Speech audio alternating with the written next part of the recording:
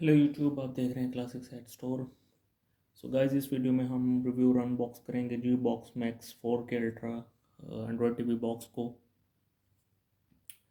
तो मार्केट में गाइस, जैसे कि आपको पता है कि मुख्तलिफ क्वालिटी के और मुख्तलिफ फीचर के बॉक्सेस चल रहे हैं। ठीक है, अभी लेटेस्ट जो वर्जन चल रहा है वो एंड्रॉयड 16 और high silicon chipset plus built in wifi built in Bluetooth वाले ही मॉडल ज़्यादा कंपेटेबल है चल रहे हैं।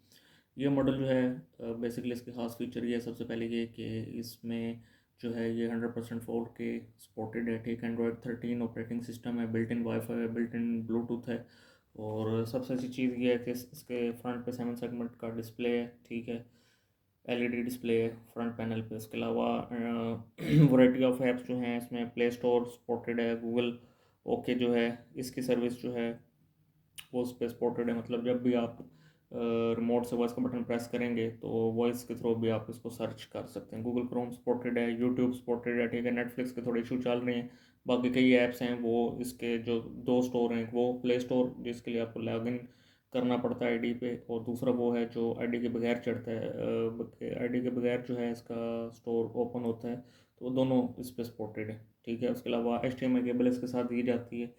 तो एनुअल लो बजट में काफ़ी अच्छी मशीन है और काफ़ी इसकी लो प्राइस है और उसके जो फीचर हैं वो काफ़ी ज़्यादा हैं। उसके अलावा 4 GB की रैम है, 16 GB का इसका रोम है। ठीक है, और बाकी अगर इसके हार्डवेयर की बात करें, मज़ीद डिटेल में जाएं, तो इसका जो वाईफाई है ड्यूल बैंड है, ब्लूटूथ 5.2 सपोर्टेड है। ठीक है, उसके अलावा वॉइस रिमोट कंट्रोल है और क्वाड कोर क्वाडटेक्स प्रोसेसर है। ठीक है, माली G31 का जो है इसका ये प्रोसेसर है। ठीक है, सो इस वीडियो में जस्ट हम क्विक अनबॉक्सिंग और मेन जो है इसके जो GUI है उस पर फोकस करेंगे। तो सबसे पहले ये एक अदद हमें यूज़र मैनुअल मिल जाता है, इसमें इसकी बेसिक ट्रबल शूटिंग इंस्टॉलेशन की गाइड।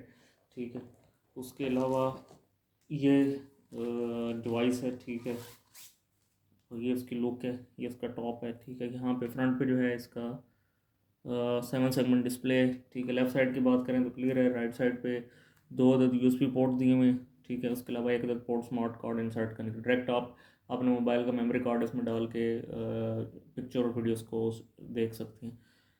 रेयर साइड की अगर हम बात करें तो सबसे पहले जो पोर्ट है राइट साइड पे दिया हुआ है वो पावर अडाप्टर के लिए है। उसके बाद HDMI केबल को प्लग इन करने के लिए पोर्ट दिया हुआ है, और नेक्स्ट पोर्ट लैन की कनेक्टिविटी लैन केबल की।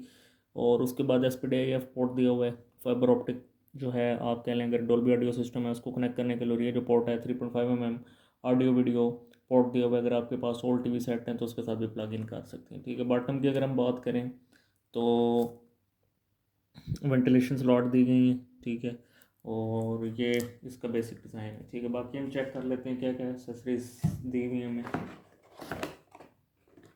ये के साथ हमें मिनी HDMI केबल दी हुई है। ठीक है, उसके अलावा ये इसका रिमोट कंट्रोल है। ठीक है, रिमोट कंट्रोल की बात करें आप तो इसमें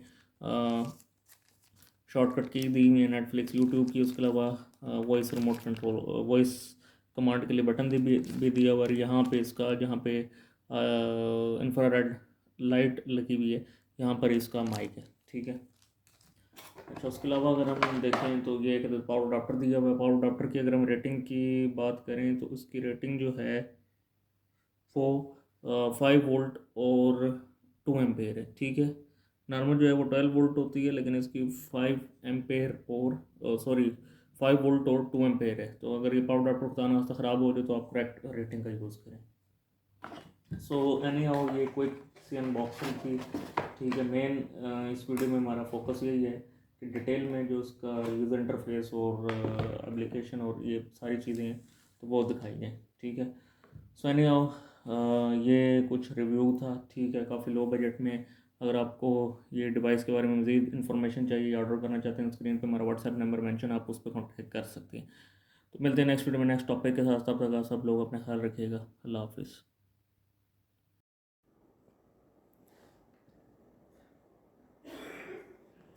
जी, तो गाइस डिवाइस जो है वो बूट अप हो रही है। अच्छा, मोस्ट इम्पॉर्टेंट थिंग ये है कि जब भी आप कोई भी स्ट्रीमिंग डिवाइस यूज़ करते हैं, खसूसन Android TV box satellite receiver के केस में, तो इतनी ज़्यादा स्पीड की रिक्वायरमेंट नहीं होती, लेकिन एंड्रॉयड टीवी बॉक्स के लिए ये बहुत ज़रूरी है कि आपके पास एटलीस्ट 3 to 4 MB या अबव इंटर स्पीड का जो है वो स्टेबल इंटरनेट कनेक्शन होना चाहिए। और ज़्यादा स्टेबिलिटी के लिए बेटर है कि आप लैन केबल ही यूज़ करें। वाईफाई भी अच्छा है, लेकिन वाईफाई में ज़रा इंटरप्शन होती है, तो बेटर यही है कि आप लैन केबल यूज़ करें। तो ये गाइस डिवाइस की जो होम स्क्रीन है, ठीक है, उसका जो इंटरफेस है वो एंड्रॉयड 13 बेस्ड ऑपरेटिंग सिस्टम है, जो कि गूगल एंड्रॉयड टीवी का इंटरफेस है, ठीक है। तो ये है कि ज़रा स्लो इंटरनेट स्पीड है, मदद के साथ चीज़ें जो हैं वो लोड अप हो जाएँ।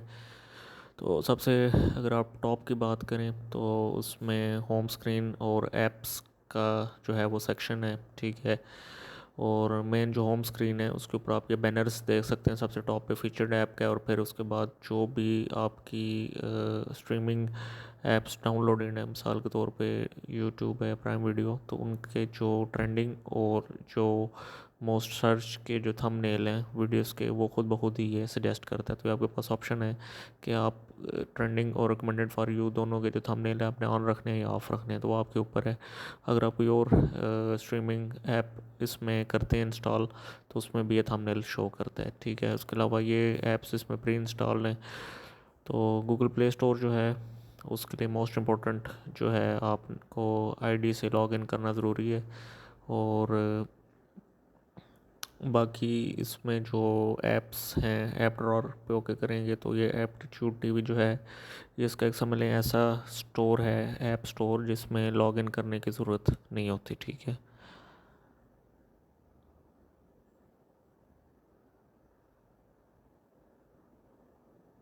तो लॉगिन के बगैर आप मुख्तलिफ ऐप्स जो हैं इस स्टोर से डाउनलोड कर सकते हैं, लेकिन ज़्यादा बेटर है कि आप प्ले स्टोर से करें।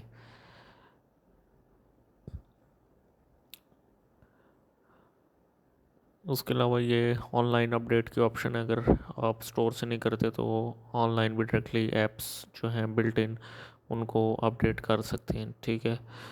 उसके बाद ये सिस्टम क्लीन अप के ऑप्शन, अगर आप बहुत ज़्यादा देर चलाएं, सिस्टम लैगी हो रही हो, तो आप इसको क्लीन अप कर सकते हैं। उसके अलावा ये गूगल क्रोम है, तो डिवाइस फर्स्ट टाइम में बूट अप हुई है तो इसे हम सेटअप कर लेते हैं।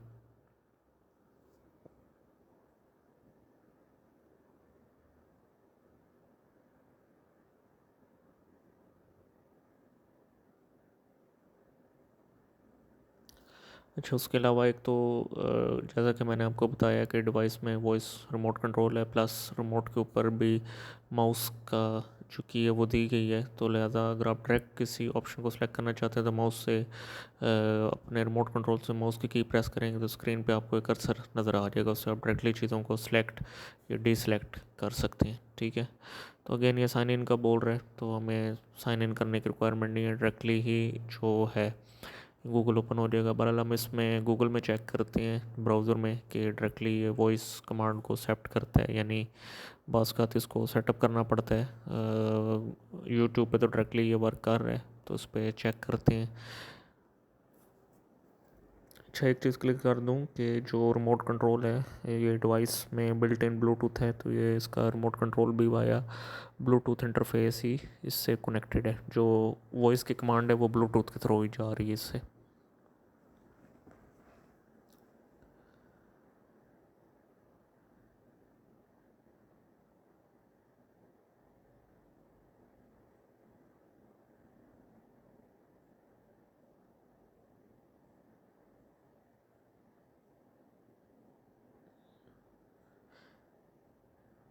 जी, तो गाइज़ वॉइस कमांड दे तो रहे हैं हम इसे, लेकिन ये उसको हेयर कर रहा है, लेकिन उस पर प्रैक्टिकल कोई एक्शन नहीं परफॉर्म कर रहा। अब यूट्यूब ओपन करके चेक कर लेते हैं।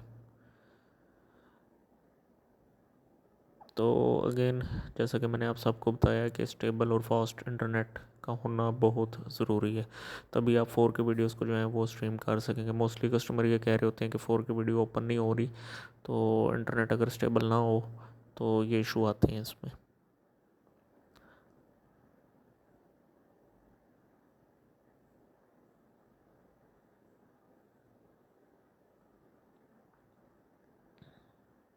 जी तो गाइस क्लासिक सेट स्टोर की वॉइस कमांड दी है, लेकिन आई थिंक थोड़ा से हेयरिंग में प्रॉपर जो हमारी प्रोनाउंसिएशन है वो करेक्ट नहीं है।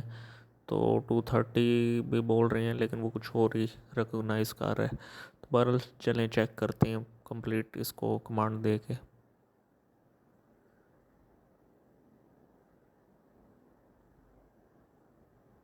जी तो गाइस कुछ ना कुछ जो है इसने रिकग्नाइजेशन कर लिया। अब जो हमारा अपना चैनल है क्लासिक सेट स्टोर, उसकी कोई वीडियो प्ले करके हम चेक करते हैं।